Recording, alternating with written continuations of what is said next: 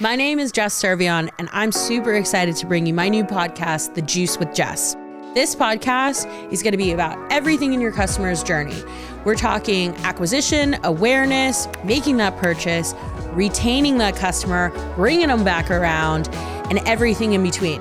This is going to be all about delivering dope brand experiences and talking to some really amazing people who are in the customer experience space, the marketing space, and everything in between.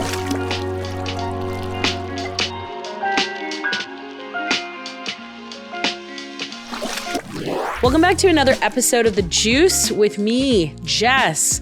This week, I'm in New York City with my emotional support chambray shirt because I seem to keep wearing this in every episode. And I am here with my friend Cate Marques, who is CXO at Terra Kaffe. Welcome. Thank you so much. I feel like this has been a long time coming. I'm so excited to be here. Girl, I know. We're going to operate on vibes on this episode. I'm going to be honest with you. Tell the homies just a little bit about Terra Kaffe and you were employee number 2. Start there. Oh my gosh, yeah. So I am a few days shy of my 4-year anniversary with the company, which is bizarre because it feels like it's been my entire life, but also 3 months. I have no sense of time anymore. Ever since the pandemic, I'm just done. But so Terra Kaffe, we are a super automatic bean to cup espresso machine, which is a mouthful. Basically a way of saying a really cool coffee machine. Mm-hmm. When I started, I was employee number 2. And I hate saying that sometimes because I don't want it to be I was employee number 2. Good Girl, job. I'm proud of that. I know. I was employee number 4 at Feastables, and it's not me bragging when I bring it up, but I'm you don't understand the trials and tribulations of being an early stage employee, okay? That's exactly it. Yeah, I'd actually gotten laid off at my previous job. COVID hit. I was in commercial real estate. Nobody needed commercial real estate during the pandemic. And I happened to meet the founder and the only other employee, and they looped me in, and I thought about it. I was like, does it make sense to join a super early stage startup in the middle of a global pandemic? And I just decided, you know what, if not now, when? I knew I'd found my home in startups. I started, and my title at the time was CX and Ops Manager, which basically meant I did everything because that's what you do when you're that early stage. But the reason I say I was so early, I think it says a lot about Terra Kaffe and about our founder, our CEO, that they wanted to bring in CX so early. Mm-hmm. At that point, it was a mess. We were handling everything via Gmail. We were tracking summaries in Google Sheets, trying to tag things. Since then, we have definitely gotten a little bit more sophisticated, but it's been a wild ride. When I started, we just had one machine, the TK1. And I think one of the coolest things that I've gotten to do at TK and just professionally in general is, having a machine, having something out there in the world, proof of concept, collecting all that customer feedback and insight and channeling it back into the company to create our second machine, the TK2. Yeah. Which just came out. Oh my God, we started shipping them very end of December 2023. So it was 3.5 years worth of product development. And I think about it, I had 2 kids during the time we were in prod dev. I'm wait a second, what is time? I don't even know. So crazy. But we've grown a lot. Now we are, I want to say 32 people. 8 of us are CX. Mm-hmm. So it's still a huge component of what we do. But it's startup life for you, right? It's always moving, always changing at a crazy pace. And the amount that you can learn if you want to in an early stage startup, it's second to none. Yeah, I know. I know. I also really commend TK for bringing in CX from the beginning. It makes sense in the sense that the product is a luxury good, mm-hmm. right? And it's that's a certain type of customer audience, but it's not only a certain type of customer audience, it's commendable in the sense that I'm developing out this luxury product. I care so much about the experience of the consumer from an aspect of the brand experience, mm-hmm. the customer experience and support, community building. And I think that's just so I think that's dope. And I think that a lot more startups should prioritize CX in that same manner. Feastables was the same way. Yeah, I completely agree. When I think about the product that we sell, right, these things start at almost $900. So it's generally not an impulse buy. It's not me, I'm scrolling Instagram, I see a new cream blush. And I'm like, oh, I got to try that out. It's generally something people really think about. For most people, it's a huge investment, likely more than they've ever spent on, a kitchen appliance of that kind. And I think, we've been fortunate. We've had really good creative partners from the start, which kind of puts you in a corner because they make assets that are gorgeous and are selling, this whole lifestyle. And, if that's what we're selling and people are really investing in us and their whole experience with the brand doesn't match that, it can feel really disjointed, So one of the first things I did when I started was map out our customer journey and picked it apart. I just tore it to shit. I was like, this isn't working. This isn't working. This isn't working. And over the course of years, really tried to rebuild it and make the entire experience end to end, from brand awareness all the way to, retention and loyalty, match that same elevated feel. And I think it's something missing. A lot of brands think of CX as a necessary cost center. Yeah. And just okay, we need people answering the phones or answering emails, whatever. And they don't realize that, for a lot of customers, that CX associate's going to be the only person that customer ever speaks to from your brand. It's such a position of importance. And I feel like it's just so often treated like an afterthought. Yeah. I think it is treated like an afterthought, but I actually really like that you started at customer journey, the journey mapping. Yeah. That was also a practice that I did at Feastables too, was in the very beginning, even before we had our customer, was mapping what that journey looked like. And then after we launched, then mapping it again. And I think that's a very valuable hot tip moment. If you have a brand, whether you're starting out or you're revamping, start at a customer journey, journey map. Think about it from acquisition all the way to retention. Yeah, I could not agree more. And within doing that, map out what tools are your customers interacting with? What SaaS platforms are they interacting with? And making sure all of those are up to standard. Because, when I found when I did that, for example, this is a complicated machine. There is a necessary amount of troubleshooting that goes into it if you don't know how to use it. Totally fair. That was a huge pain point for customers, right? So how are we going to elevate our service offerings to support that? Same thing for loyalty and retention. When I started out, there wasn't even a referral program. We ended up launching one. And it's still to this day, more than 15% of our customers come from direct referrals. It's massive. Like I said, if you, especially if you have a high consideration product with a high price point that people are interacting with daily, you can't afford to let any part of the experience slip or the whole brand kind of goes to shit. Yeah. I mean, absolutely, man. Absolutely. I think that that is really important to think about, thinking about it from a retention to loyalty to every aspect of your brand journey. I have a quick question that kind of popped up into my head. So your product is a little bit technical, right? Mm-hmm. So when you're hiring for agents, what types of attributes are you looking for in their skill set? Yeah, that's a good question. And I think it's something we're constantly refining because I think, in some ways the product itself can be easier to teach than the personality, and I think that's something probably common to all CX. You need absolutely superior communication skills, right? Certain things are just table stakes, like communication, empathy, ability to kind of strategize and figure out the ways to help the customer when you might be constrained. But then on top of that, the technical side of it, I think, is actually a little bit easier to learn. There's definitely a steep on-ramp, but that's just knowledge and facts, and questions and answers, as opposed to innate personality traits and what makes somebody quote unquote good CX. And I think one of the things that I really try to look for in my team is the ability to really look at both sides of customer experience, the ability to support the product and the customer, answer questions, do kind of the core part of the job. But I think what's been really critical for us is finding people that also have the ability to kind of synthesize those insights and feed them back into the rest of the company. So we have a crazy motley crew of CX people, some former baristas, some chefs. I think the common theme is people that can withstand a lot of pressure.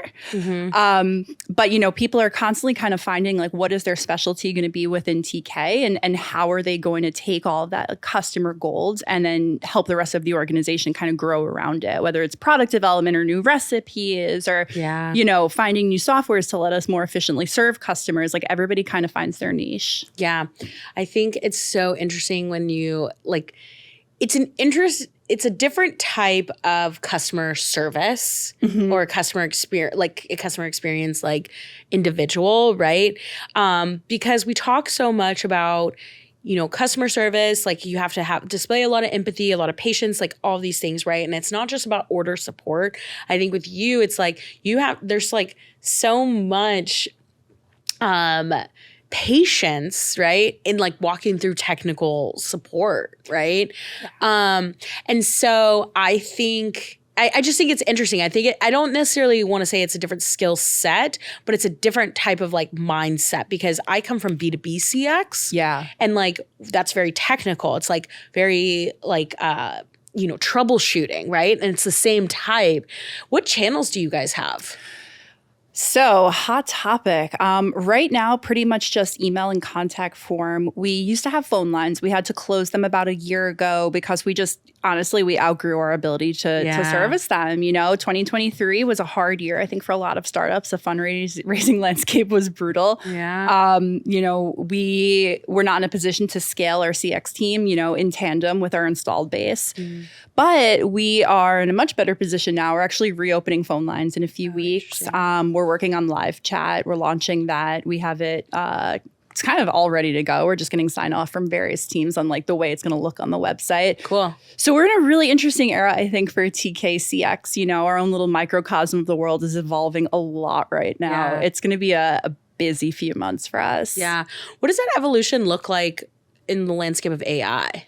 Hot topic. Yeah. Oh my God. So speaking of hot topics, I'm a big fan of it. We work really closely. We partner with Sienna, and they're incredible. Right. And I think AI, at least a few years ago, when people were starting to like figure out business opportunities for it, people might have felt like it, was a fad, kind of be a flash in the pan. But I think what we're seeing now is like, it's not a fad. It's not going away. It's something that's here to stay. We are witnessing a revolution in real time. And I think to the degree that, I and my team, my business, everybody can kind of be open to it and embrace it, the better off we'll be. It's like, adopt early and learn as fast as you can because if we don't do it, our competitors are.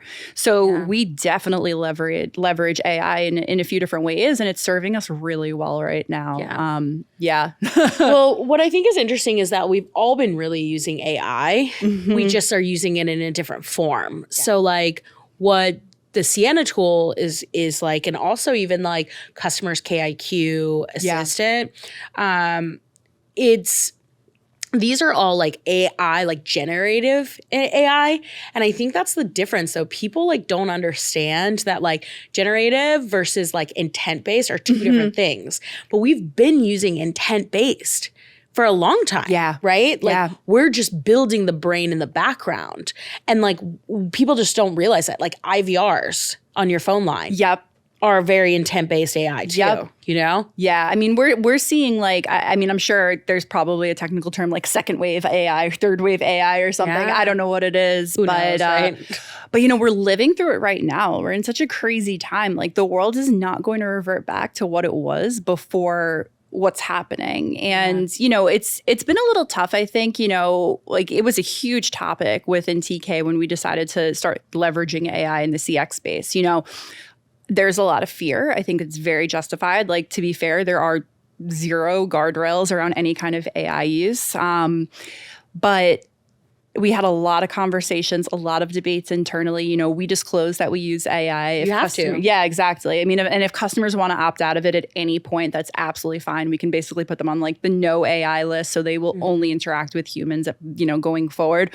But we do have to have a disclaimer, like you can absolutely opt to only work with humans, but be aware, like humans work at human speed, So there might be a little bit of a wait time. I know. And I think that's like an interesting thing that you've brought up is that like the consumer behavior in general has like changed so much. Think about it, so much from like even just COVID to now, right? Oh my God, yeah. In the last 4 years. And like, it's not even just the level of like personalization ones. It's like the impatience now. Yes. Oh my gosh. People want instantaneous everything, and we all talk about how like, Amazon has forever ruined shipping for everybody because people expect like same day delivery on everything. But it's really like across the board, people just want instant effective answers, results, shipping, returns, all of it. And like you can have instant and you can have effective. It's really hard to find both. Right. I know. I mean, I always say like my thing is like answer questions before they become questions. So it's like really building out like your help center, building out like any of these chatbots.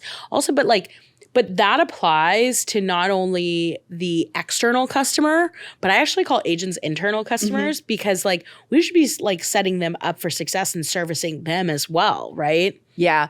Yeah, absolutely. I mean, I think it's like, it's so critical, I think, to have leadership buy-in org-wide on CX leaders, right? Yeah. Because our hands are tied otherwise, right? Like CX has to be empowered to make judgment calls, to make policy exceptions, to actually create a good customer experience. It's only going to set us up for disaster if we're like, nope, no exceptions ever. Yeah. You know, I've dealt with brands like that. And I'm like, okay, I'm not going to be a customer of yours anymore. Okay. Yeah, I know. It's just so funny how like your customer experience can just change within an instant, you know? Like I've had like really bad customer experiences, but not even just like from like a chatting or email aspect, just like not providing the right information. Actually, here's a fun story because we're filming this and recording this right after tax day. Oh God, yeah. Okay. So, and this is my CX brain, okay? So my CPA, she'll never listen to this. I needed to like get something done. And instead of just explaining to me what it was that I needed, she sent me a help article from irs.gov. No. And I was like, ma'am. No. It is 10:30 at night on April 15th. Like, what? Oh no. I feel like that's such a passive aggressive move. Like just kind of telling you, I know. You could have found this yourself. I know for sure. But like, think about it in like this, at the realm of like customer success, customer support experience, right? I'm like, damn, that was a shitty customer experience. Yeah. And now I'm kind of like, I said this to my fiance this morning. I was like, I think I got to find a different CPA. Yeah. I mean, I feel like we've all been there, right? Like, especially we in this world, you know, we have these experiences and I'm like, oh my God, it would have been so much easier to just make it a little better. But I think that's like also the struggle with, you know, having a CX team, being a CX team is like trying to explain those things to the other departments, right? And helping them to really understand like, you know, this one small decision can have ramifications that ripple outward. I mean, one negative customer experience, that's one negative review somebody leaves, and then how many prospective customers see that? Your CX is so great. That phrase is so last season at this point because at Customer, we believe in delivering incredible customer experiences.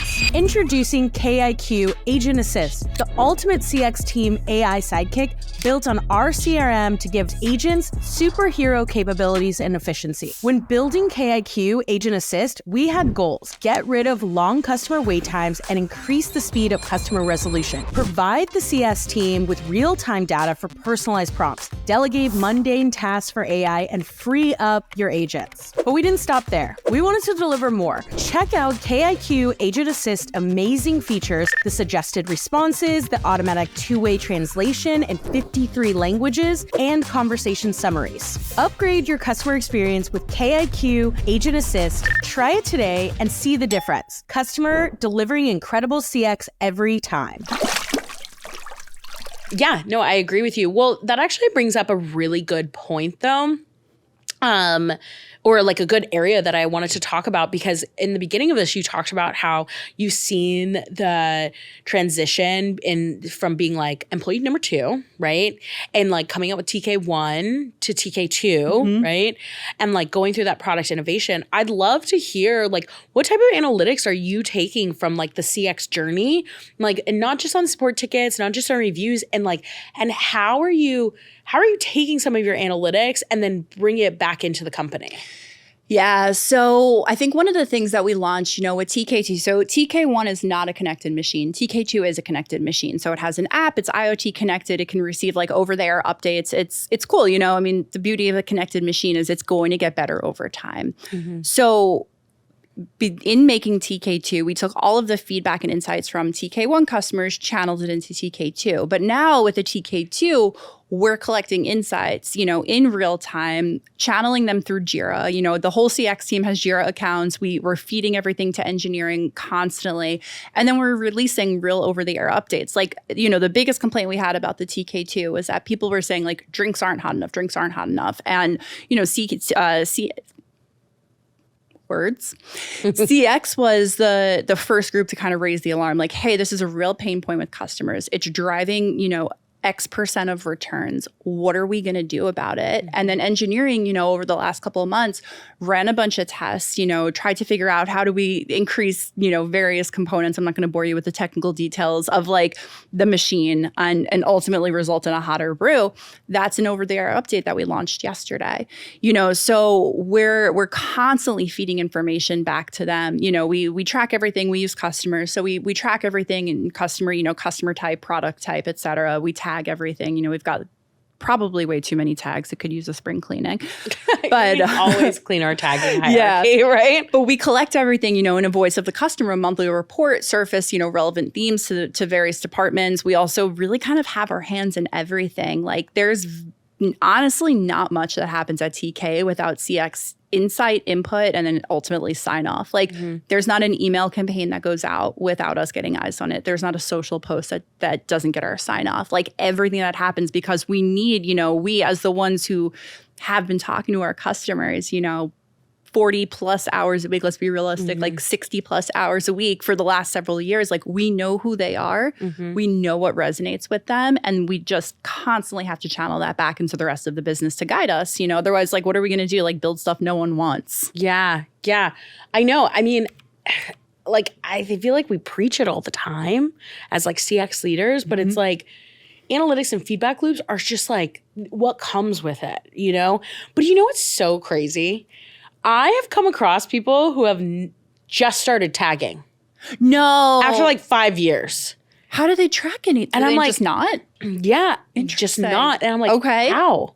How do you get that high level view of what's happening and what your customers are saying? Yeah. And like not delivering analytics on it. Yeah. I mean, especially when I guess you could do that if you have very, very few customers, but at a certain point, it just becomes unscalable. And then I'm just guessing like, a lot of customers wanted to get refunds this month, maybe. Yeah, but like so many people operate like that of like, interesting. Oh, that's really interesting. Like there are a lot of like influx of returns, but then it's like you turn to the CX department and you're like, why is that? But like nobody has an answer about that. And it's like so important. Like your CX team is the lifeline of your customers and they know what's going on. So it's like equip your team or like allow, because I also see this a lot too. I also see a lot of people just operating off of like just people in the queue, but not actually managing it. Yeah. Yeah.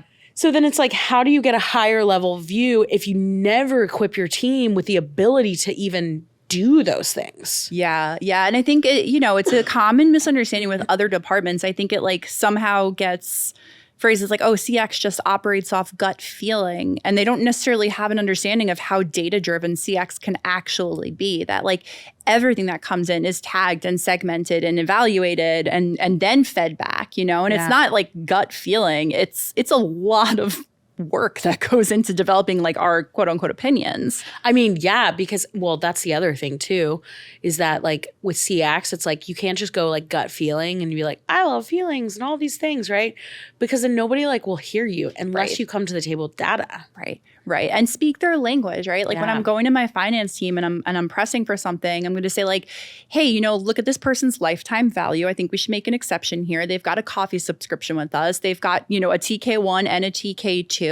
They're very vocal on, the Facebook community. Yeah. I think we should do right by them here and make a policy exception. Unfortunately, like our finance team's amazing. They're super in the weeds with us. Yeah. But I've worked places that aren't like that. And it's like, what are you doing? I know.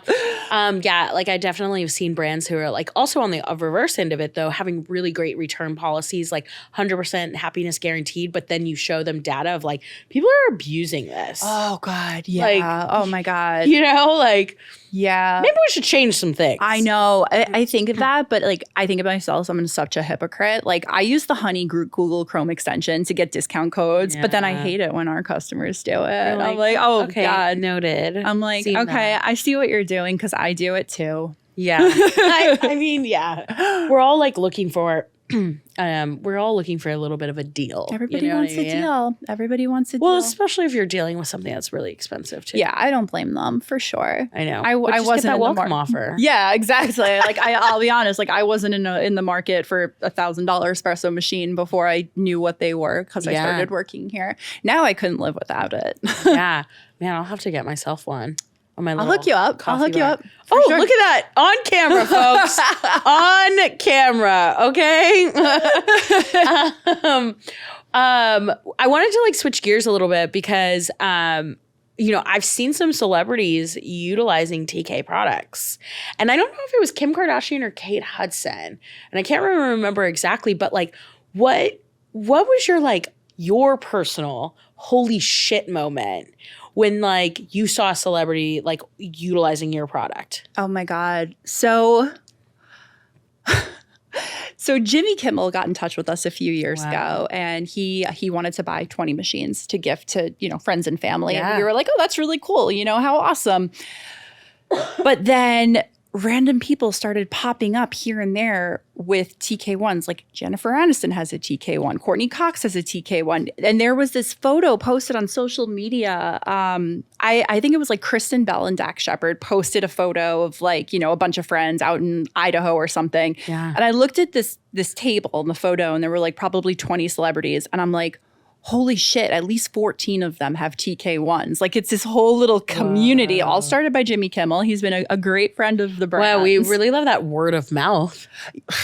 Right? You can't beat it. You can't beat it. And then, we see like these names kind of trickle through our inbox from time to time. And I'm like, wait, is this person? Dude, and then I realize it is. And I'm like, oh, okay. And then I get like random like, friends from college like sending me Instagram posts of some NFL player with our machine. I'm like, I don't know who that is, but they have 2 million followers. How cool. Yeah, dude. My moment at Feastables was Jack Black. Oh, that's a good one. Yeah. I mean, it was really funny because like, obviously early employee, like we're dealing with sometimes you might be so high level, you gotta get into that queue, And I remember somebody asking me like, is this really Jack Black, like address or whatever? And I was like, I don't know, but we shouldn't be looking at this. Like it's not real or whatever, right? Yeah. And of course we did a little research and I was like, oh shit.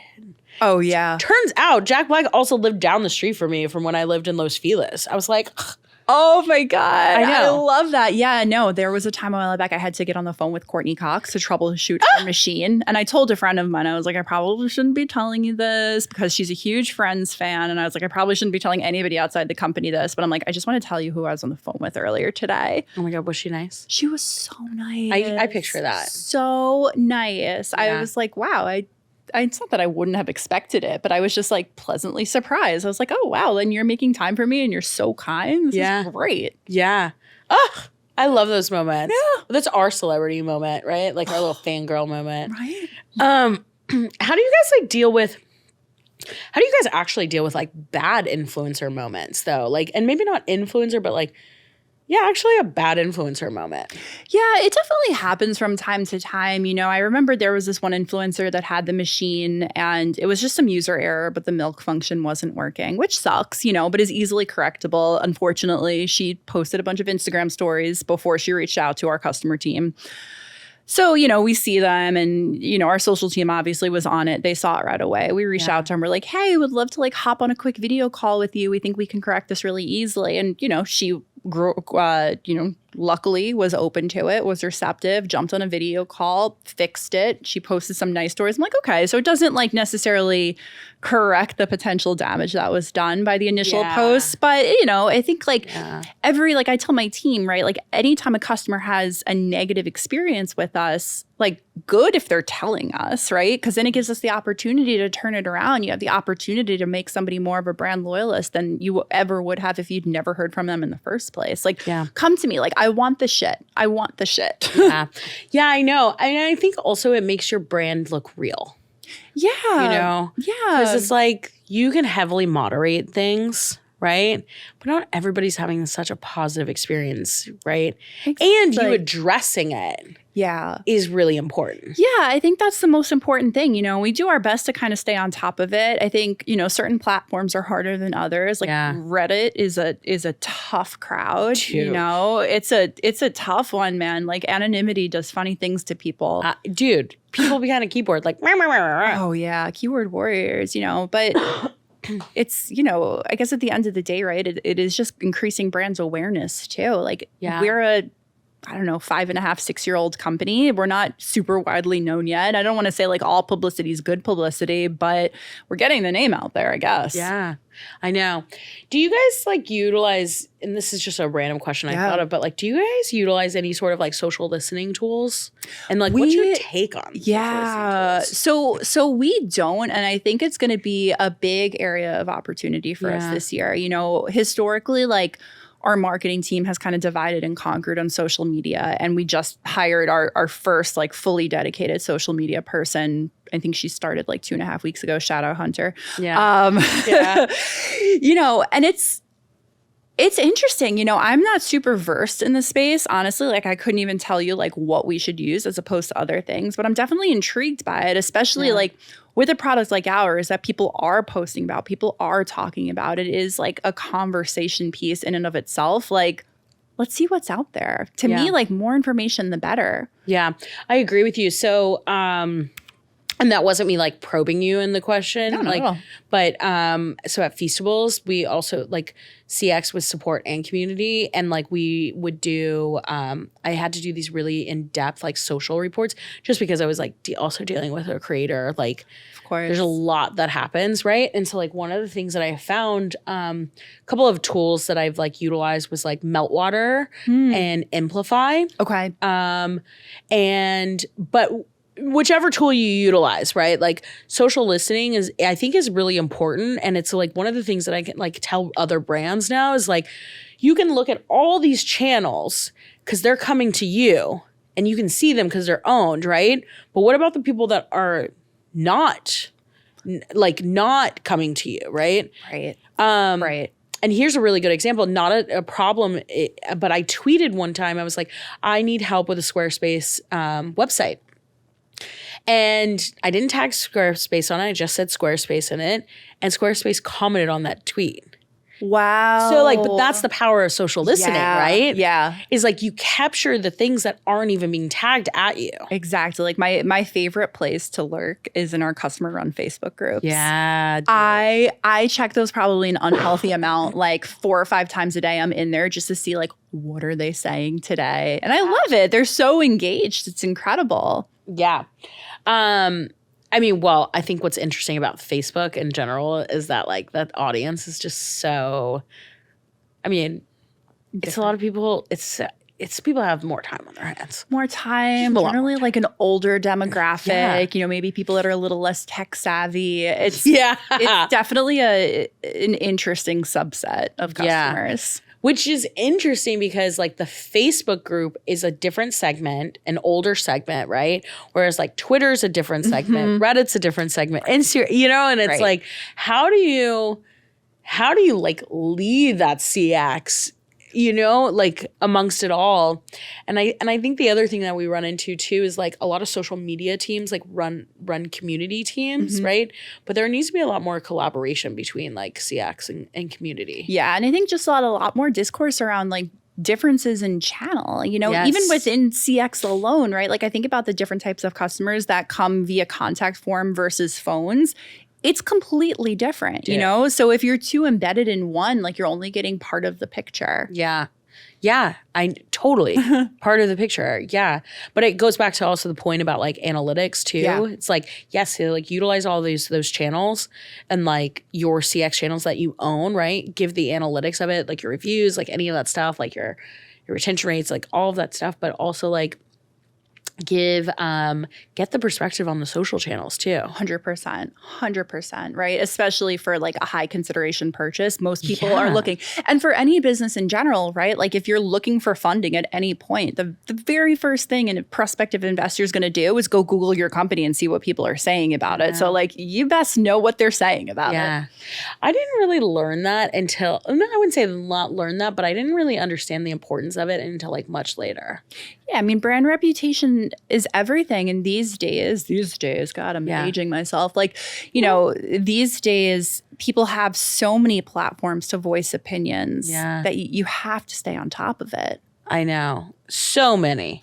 Probably too many, but, you know, that's the world's wearing I might right post now. this episode in the Terra Kaffe Reddit Just channel. see what happens. Oh, God. We actually did that in the Glossier community, and it like, people were like, loved it. Oh my God. Well, the Glossier community is incredible. They've historically been like the benchmark for engaged community. It's amazing just to have watched like Glossier's whole journey. It's like from the sidelines, I'm like, oh, okay, they're doing it. They're doing it. Yeah, I know.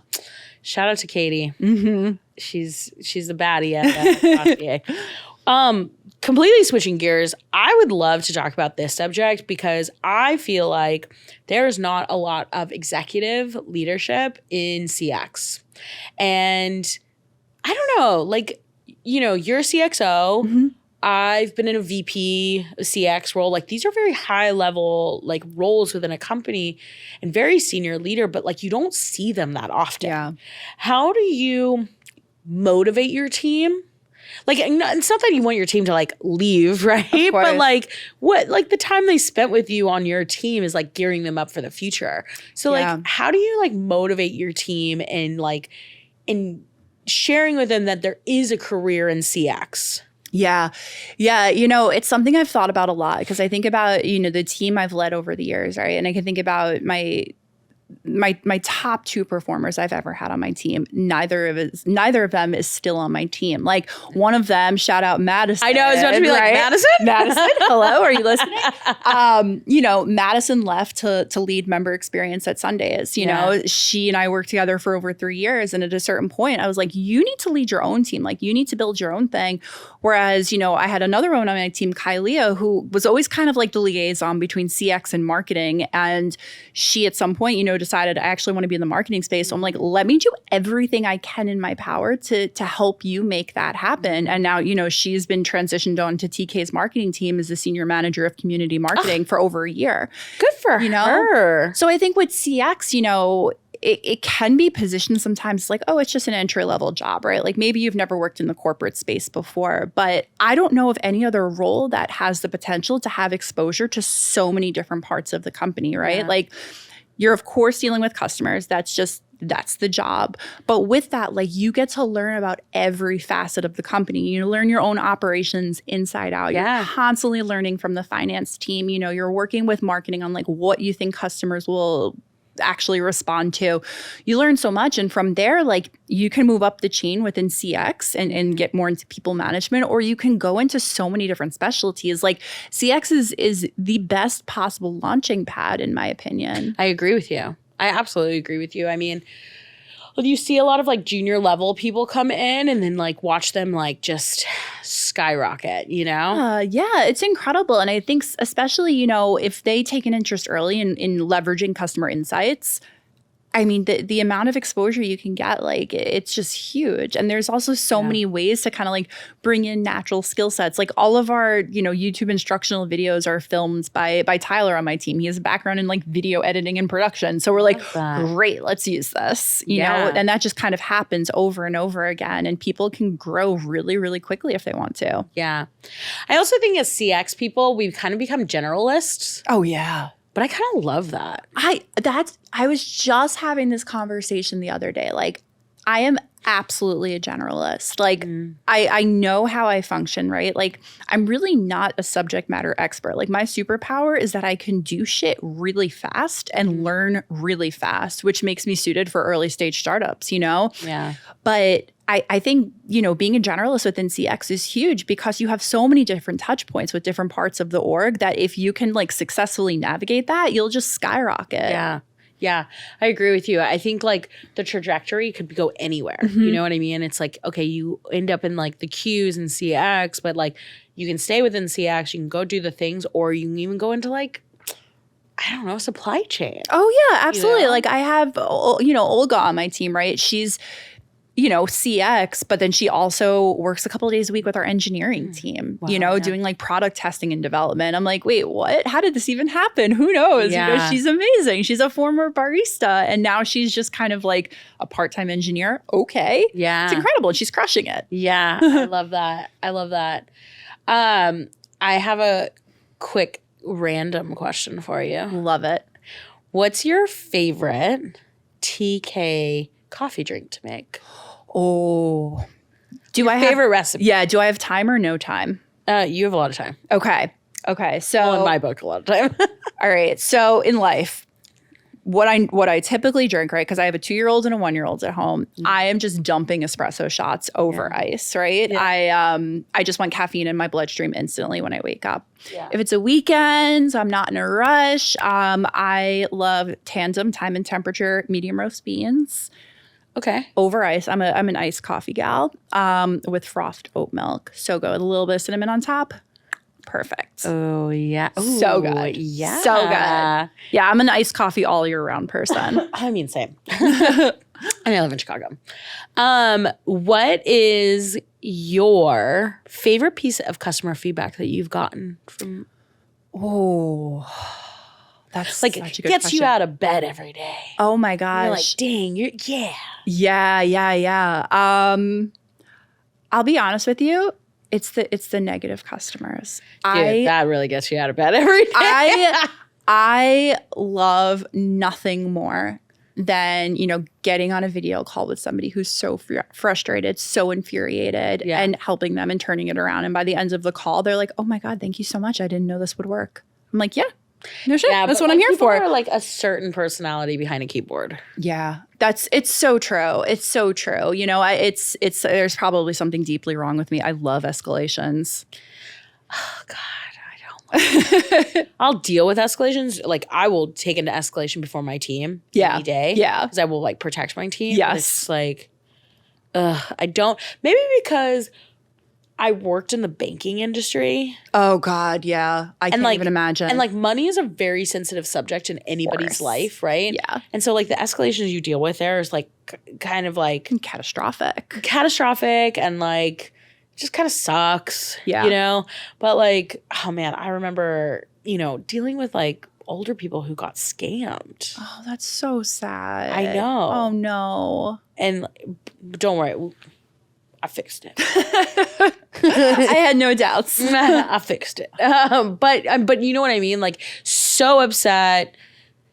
Let's calm down. Let's unwind this problem. Figure it out. Like I just I think that's why I think I have PTSD from escalations. I don't blame you. I mean, there's something in me that absolutely loves it, but I also love really specific product feedback. If somebody's like, I would really like to see this feature, or I would really like you to tweak this feature. And I'm like, oh my God, we can do that. Like that's actually within our power. Like maybe not right this minute, but we can totally put that in our product roadmap. It's so fulfilling to be able to deliver that. Oh God, and being so close to the product. I love it. Yeah, my whole career has been like a general slide to being closer and closer and closer to the end user because I love the immediate impact that you have the opportunity to make. Like I'm all about that. It's a rush. Yeah. Okay, this one is completely random, but I think this is an important story to share. So I learned something about you at She Innovates. Oh. Cate and I both attended this conference called She Innovates in New York a couple weeks ago, right? It was like a women's event in tech. I mean, I put it on, like not like I don't know what it is, but I learned that you come from an executive assistant, personal assistant background. Oh God. And was that your role before, Terra? No. So it was a few startups ago. Can I tell you, I was the world's worst executive assistant. Same. Oh my God. Terrible. Why were you so bad? Because I didn't care. Yeah. I was so many steps removed from anything actually happening. Like I supported a consultant who worked on a team, who had a client, who was a company that had a product that eventually affected an end user. Yeah. And, I think like going back, I probably could have thought about it a little differently, but I was in my early 20s, it happens. And I was the world's worst executive assistant because I've learned about myself, like I can be a really good worker, but if I'm not emotionally invested, it's just terrible. It's really bad. Like I wish I could go back and do it differently, but I'm just instead not ever going to go down that path again. Yeah. Yeah. I was a terrible office assistant. Yeah. It's just, I was so bad at it. It's valuable to find what you're not meant for, I guess. But I think a pivotal moment in that office assistant job was that I got fired from it. Mm-hmm. And then and the woman being like, I wonder if she'll ever see this content because like, I'm pretty sure she hates me. Oh, yeah. Oh, yeah. I wasn't fired, but I don't think they were sorry when I left. They were like, bye. They were like, okay, cool. We can definitely backfill you with somebody better. I'm like, yes, you definitely can. Dude.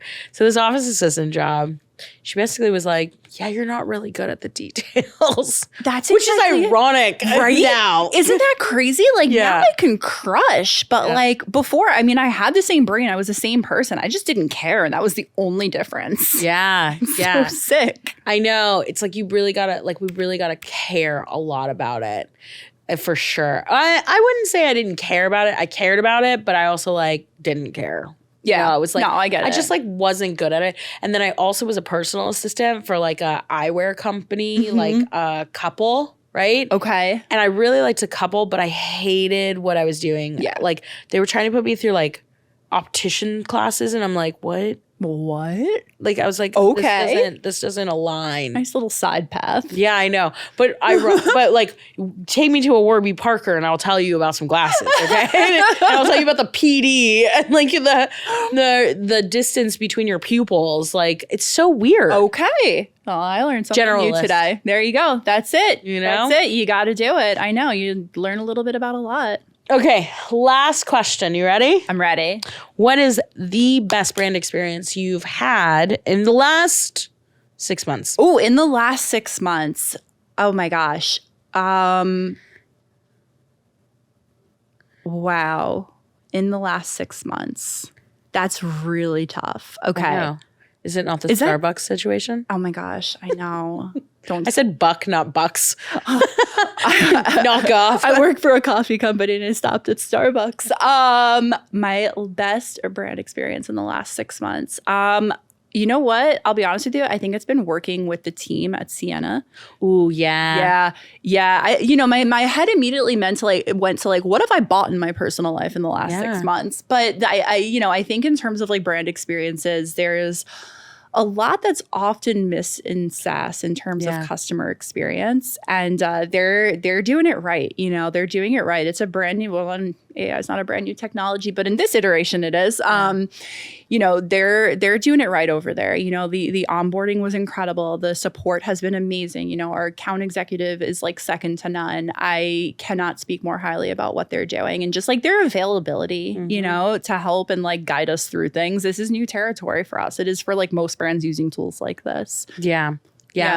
Well, for anybody listening and considering customer, Sienna and Customer integrate for the ultimate experience. Oh, it's so good. It's so good. I love it. Cate knows she's on both of these tools. This is true. This is true. All right, Cate, I told you, man, this thing goes by so quick. We are at the end of the road. Oh my gosh, that flew. You mean I have to like go back to real life now? I know. The worst. But tell the audience where they can find you. Yeah, you can find me on LinkedIn. You can also find me at Cate at terrakaffe.com. That's probably the best bet. I check my work email way too often. Same, girl.